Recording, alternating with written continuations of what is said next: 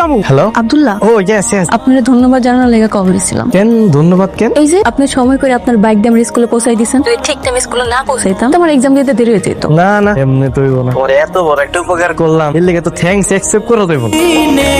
দূর আপনি কি সকাল সকাল আমার দিনটা নষ্ট করলেন? আপনি জানেন সকাল আমি ঘুম থেকে উঠে আমার জীবনের সবচেয়ে প্রিয় যে মানুষটা, আমি তার মুখ দেখে উঠি। আরে আমি মেহের। আমি তো ভাবছিলাম কে নাকি তুমি আইছো। আমি ভাবছি যে সকাল সকাল মনে হয় কোনো অসহায় মানুষ এসে আর সাহায্য চাইতে এসেছে। আচ্ছা, এই চোখ বাঁধার প্রবলেমের কতদিন করবা? যতদিন বাইসে আছি ততদিন। আচ্ছা, তোমার মোবাইলটা দাও, ধরো। এখান থেকে প্রতিদিন সকালে উঠা তোমার আমার ছবিটা দেখবা, তাই লইব না? আচ্ছা, আমরা কেনে দেয়া থাকবো। তুমি আমার কইছিলে আমার পুরো এলাকা ঘুরে দেখাইবা। ও অবশ্যই ঘুরবো।